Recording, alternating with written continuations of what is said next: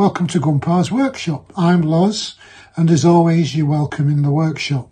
Now, it's over a month since my last upload, and I'm starting to lose a couple of subscribers due to the gap, I think.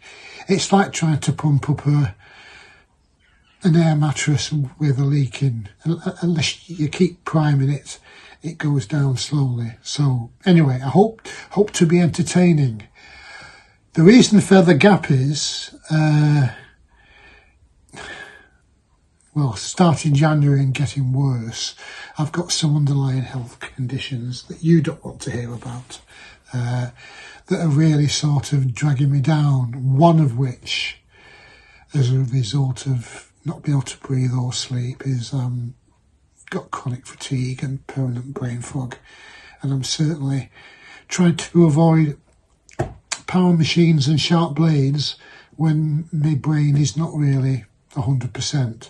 But I'm hoping to get back into the swing of things over the summer, and we'll see how it goes. Change of meds and off we go. So what have I been up to? Well, finally, after 18 months ago, I hopped a kidney.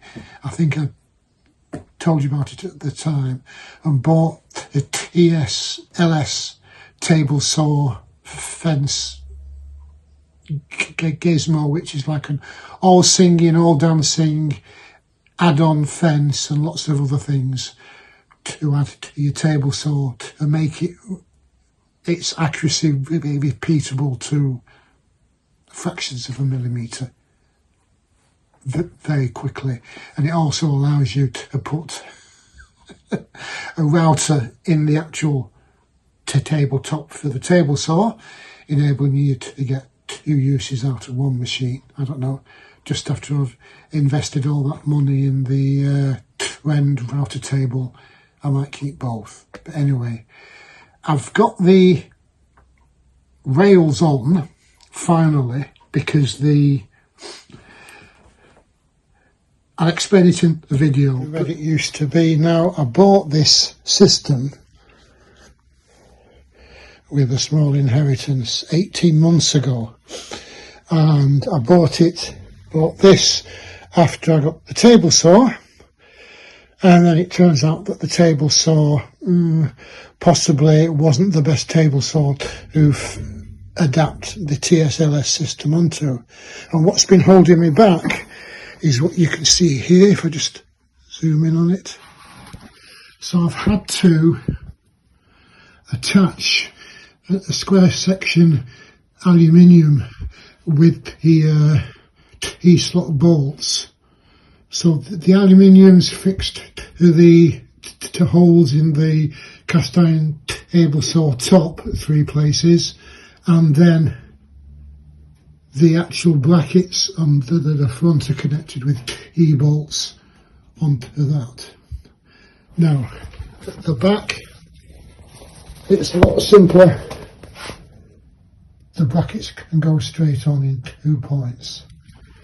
What I've had to do here, somebody mentioned it months back, when I put this box section on, it blocked getting into the slots, so I've had to, and I'm in there rough as chuff, cut out the track saw, cut out the guides, slots out onto that.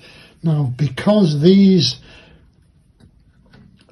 gold aluminium brackets have to be a certain height from the top,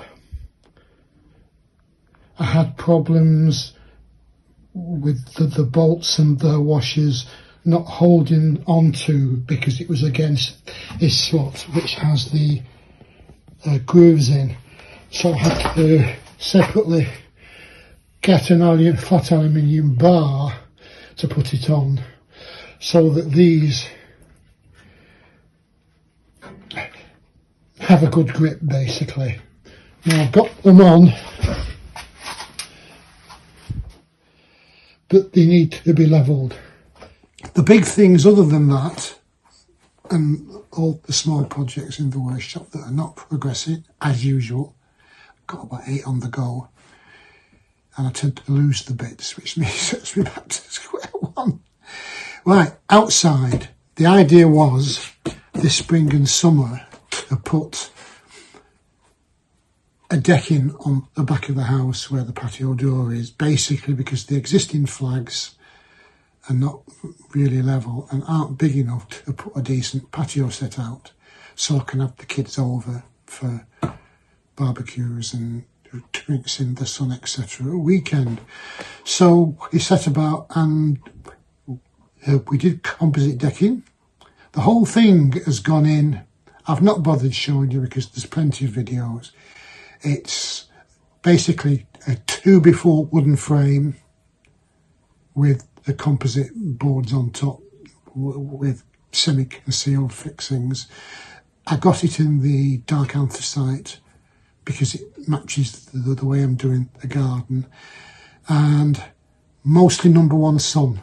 Number one sun's been an absolute Trojan, both in getting the frame screwed together and in helping me screw the, when I say helping me, I supervised him and held things when he told me to. So we've got the decking down. I'll show you a quick picture. And then the kids have persuaded me to get a patio set, and I'm pleased with the choice of patio set. That's great, and we've christened it. Shame the weather's not been too good apart from this latest heat wave, but I have been sat out reading and drinking a glass of lager, and that's very pleasant, and that will be the gift that keeps on giving. In terms of the garden, I've now got all the edging down for the top half of the garden, painted black. I think it's Cuprinol. Or is it? It's one of the main brands of things. It's in the black, so the 4x4 fence posts that I'm using as sleepers basically because it's cheaper per foot. So lots of coats of preservative and then black, and then where it's in touch with the soil, I'm painting it in bitumen. I think I showed a can a while back. So that was all done, and I ordered a pallet of 20 kilogram bags of plum 25mm slate.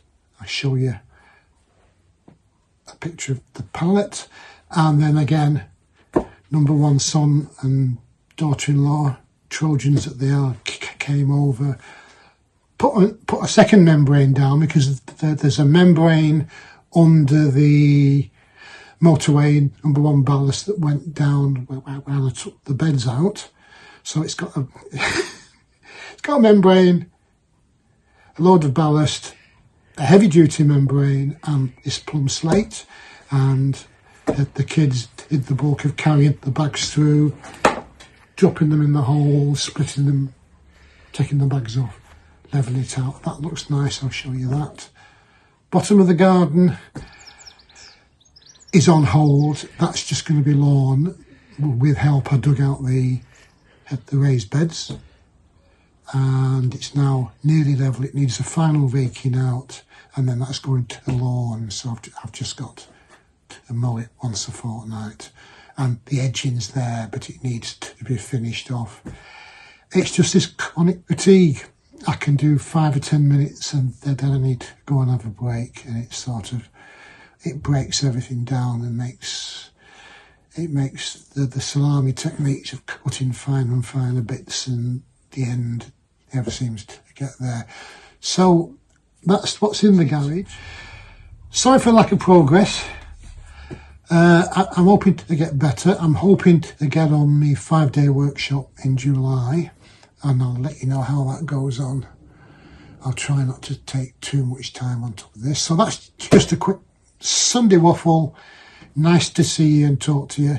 See you, I mean. Tell me what you're up to, and any advice from anything that you see me floundering around on is gratefully received. So you have fun in your workshops. Stay safe. Remember, no fingers are harmed in the making of projects, and I'll see you soon. You take care, guys.